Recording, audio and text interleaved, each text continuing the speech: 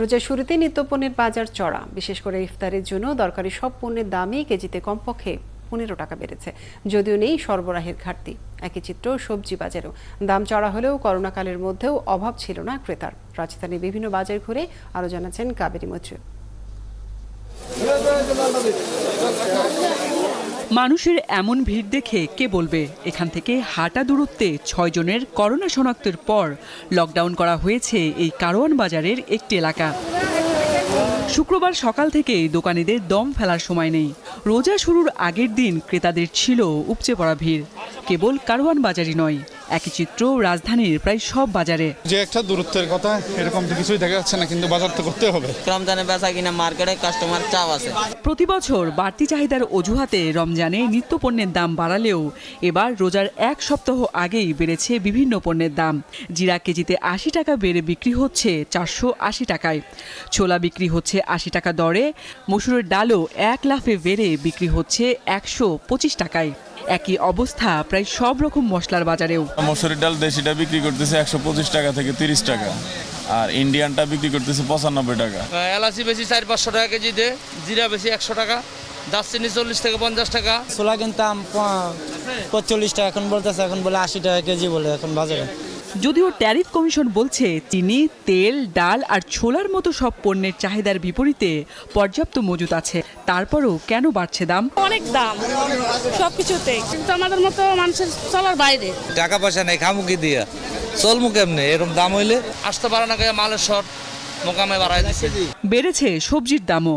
বেগুন, শসা আর কাঁচা মরিচের মতো পণ্যগুলোর দাম বেড়েছে গড়ে অন্তত 10 টাকা। আগে আমাদের গাড়ি ভাড়া ছিল বস্তাপতি 60 টাকা, আর এখন আমাদের গাড়ি ভাড়া 100 টাকার উপরে নিচ্ছে। গরিবের কাজ কাম নাই, কাজ কাম সব বন্ধ, বাইরে বাড়িতে আমরা কিনা খামু। আর আদার দামও এখন কেজি প্রতি 250 টাকা। আদার দাম বাড়তি, আদা এটা ইনপুটের মনে করেন দাম বাড়াই দেয়, এটা আমরা বাড়াই না, আমরা তো কিনে বেশি। ব্যবসায়ীরা বলছেন সরবরাহ ঠিক থাকলে কোনো পণ্যের দামই আর বাড়বে না। কাবেরী মৈত্রেয়, 71, ঢাকা। রাজধানীর বাইরেও বিভিন্ন জেলাগুলোতে রমজানের বাজার পরিস্থিতি ঠিক একই রকম। বাজার পরিস্থিতির আরো খবর জানতে আমাদের সাথে যুক্ত হবেন বরিশাল থেকে বিধান সরকার, যশোর থেকে SM ফরহাদ এবং রাজবাড়ী থেকে মেহেদি হাসান। আমরা শুরুতে যাব বরিশালে বিধান সরকারের কাছে। বিধান, বরিশালে রমজান উপলক্ষে পণ্যের দাম কেমন দেখছেন, আর বাজার মনিটরিং এর ব্যবস্থাও বা কেমন দেখছেন?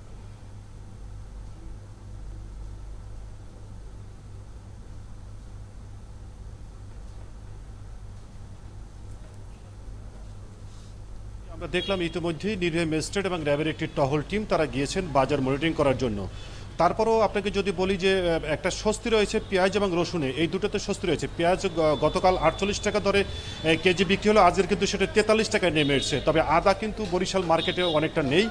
এর নেপথ্যের কারণ হলো যে ঢাকাতে যে আদা তারা কিনতে যাচ্ছেন, সেখান থেকে তাদের বলছে যে তাদের কোনো ক্যাশ মেমো দেওয়া হবে না, এবং ক্যাশ মেমো ব্যতীত তারা যে যার মতো করে বিক্রি করতে পারবেন। বরিশালে 270 টাকা করে আদা বিক্রি হলেও কিন্তু কেউ কেউ কোনো বিক্রেতা 400 টাকা পর্যন্ত রেখেছে এবং তার জন্য জরিমানা করেছে। তবে আরেকটা স্বস্তির খবর, এই রমজানের সময় চালের দাম কিন্তু প্রতি চালের কেজিতে 50 পয়সা করে কিন্তু কমে গেছে চালের দর। এই দর সামনে আরো কমে যাবে। যে ব্যবসায়ী যে কথাটা বলছেন, যেহেতু সরকার এখন আপনি জানেন যে 10 টাকা মূল্যে চাল দিচ্ছে, তাছাড়া ত্রাণ দিচ্ছে, এবং যার ফলে এই চালের দর আরো পড়ে যাবে এবং নতুন ধানও উঠে আসবে, এবং যার ফলে চালের দাম কমে বলে তারা মনে করছেন।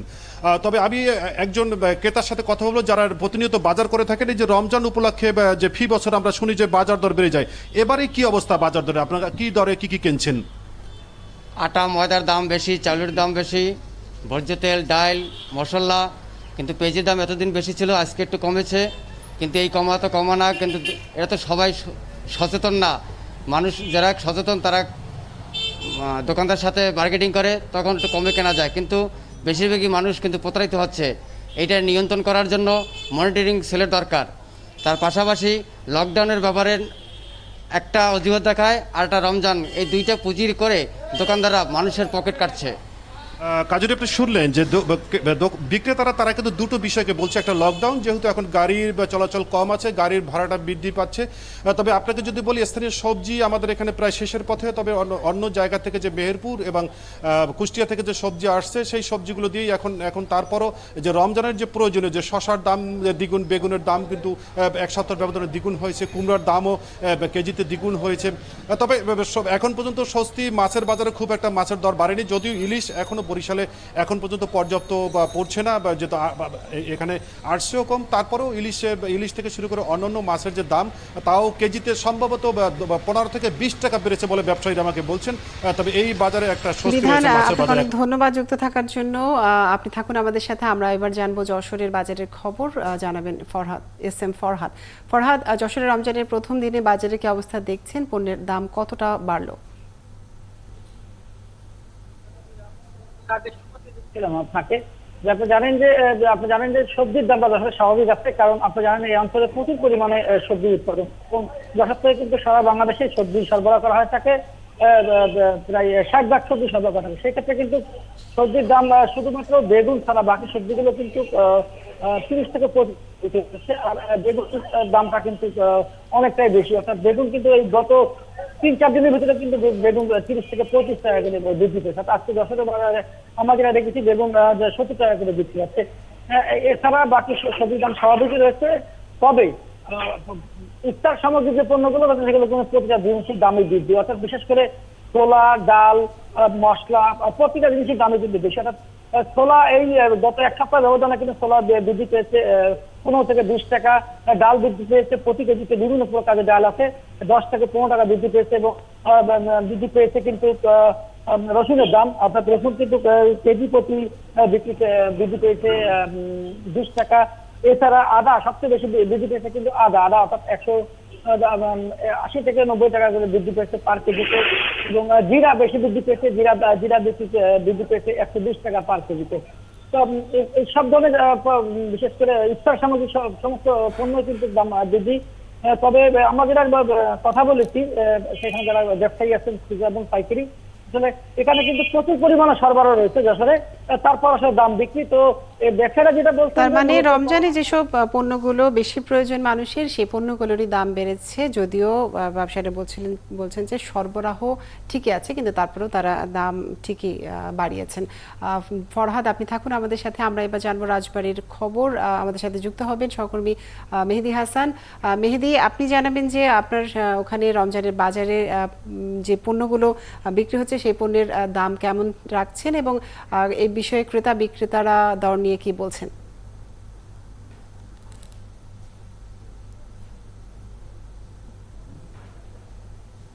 সকাল থেকে কিন্তু রাজবাড়ির বাজারে বিভিন্ন পণ্য সামগ্রীর দাম নিয়ে কথা বলে আসছিলাম। আমরা রাজবাড়ির ঠিক এই মুহূর্তে বাজারে দেখতে পাচ্ছি প্রতিটি পণ্যেরই কিন্তু দাম কিছুটা কিছু বৃদ্ধি পেয়েছে। সেক্ষেত্রে আমরা যদি রাজবাড়ির মাংস বাজারের কথা বলি, সেক্ষেত্রে আমরা দেখেছি যে রাজবাড়ির মাংস বাজারে কিন্তু গরুর মাংস 550 টাকা কেজিতে বিক্রি হচ্ছে। এছাড়াও খাসির মাংস 750 টাকা থেকে 800 টাকা দরে কেজি বিক্রি হচ্ছে। এছাড়াও কিন্তু মুরগির বাজারে দেখেছি আমরা মুরগির মাংসেরও কিন্তু দাম বেড়েছে। ব্রয়লার মুরগি, লেয়ার মুরগি সব ক্ষেত্রেই কিন্তু 5 থেকে 10 টাকা কেজিতে দাম বৃদ্ধি পেয়েছে। এছাড়াও আমরা দেখেছি যে মশলা জাতীয় যে তরি তরকারিগুলো রয়েছে, যার মধ্যে ছোলার কিন্তু 60 টাকার ছোলা আমরা দেখেছি আজকে সকালে 80 টাকা কেজিতে বিক্রি হচ্ছে। এছাড়া সব ধরনের ডালে কিন্তু 5 টাকা থেকে 20 টাকা পর্যন্ত দাম বৃদ্ধি পেয়েছে। এছাড়া যদি সয়াবিন তেলের কথা বলি, আমরা রাজবাড়ির বাজারে ঠিক এই মুহূর্তে 1 লিটার বোতলের যে সয়াবিন তেল রয়েছে, সেই তেলটা কিছুটা সংকট দেখা দিয়েছে, যে কারণে ব্যবসায়ীরা কিন্তু 5 টাকা কেজি এতে দাম তারা বৃদ্ধি করে দিয়েছেন। এছাড়াও কাঁচা বাজারের কথা যদি আমি আপনাকে বলি, রাজবাড়ির কাঁচা বাজারে আমরা সকাল থেকে দেখেছি যে আজকের রোজার প্রথম দিন ইফতারির জন্য যে তরকারিগুলো বেশি প্রয়োজন, কাঁচা বাজার প্রয়োজন, যেমন বেগুন কিন্তু বিক্রি হচ্ছে, লাফা বেগুন যেটিকে বলে, সেটি বিক্রি হচ্ছে 100 টাকা কেজি দরে।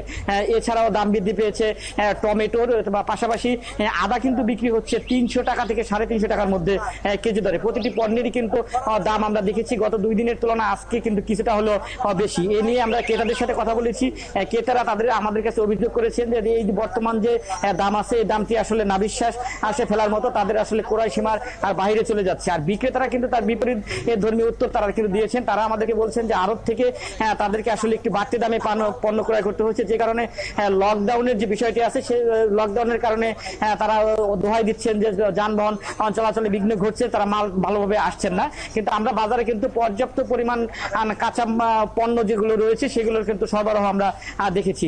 এছাড়া আরেকটা বিষয় আমি কাজে আপনাকে বলতে চাই, সারা দেশে দূরত্ব বজায় রাখতে যে বাজার স্থানান্তরের বিষয়টি আমরা দেখেছি। রাজবাড়ির কাঁচা বাজার থেকে কিন্তু কাজী হেদায়েত হোসেন স্টেডিয়ামে স্থানান্তর করা হয়েছে। আমরা এই বাজারে আজকে সকাল থেকে দেখেছি বাজারের যে দোকানগুলো রয়েছে সেই দোকানগুলোতে দূরত্ব বজায় রেখে স্থাপন করা হলেও ক্রেতারা যারা আছেন তারা কিন্তু সেই নিয়ম মানছেন না। তারা অনেকটা গাদাগাদি করে শরীরের সাথে শরীর মিশিয়েই কিন্তু তারা পণ্যদ্রব্য কেনাকাটা করছেন। কাজরি মেহেদী, আপনাকে অনেক ধন্যবাদ যুক্ত থাকার জন্য। দর্শক, আমাদের সাথে যুক্ত ছিলেন সহকর্মীরা, জানাচ্ছিলেন রমজানের বাজারের নানা তথ্য। চলছে সংবাদ সংযোগ, সরাসরি সংবাদ অনুষ্ঠান দেখতে থাকুন ৭১-এর ফেসবুক পেজে এবং সাবস্ক্রাইব করুন ৭১ ইউটিউব চ্যানেলে। প্রতি মুহূর্তে আমরা জানাচ্ছি করোনার সর্বশেষ ভয় নয়, সচেতনতায় জয়। ৭১-এর সাথে থাকুন।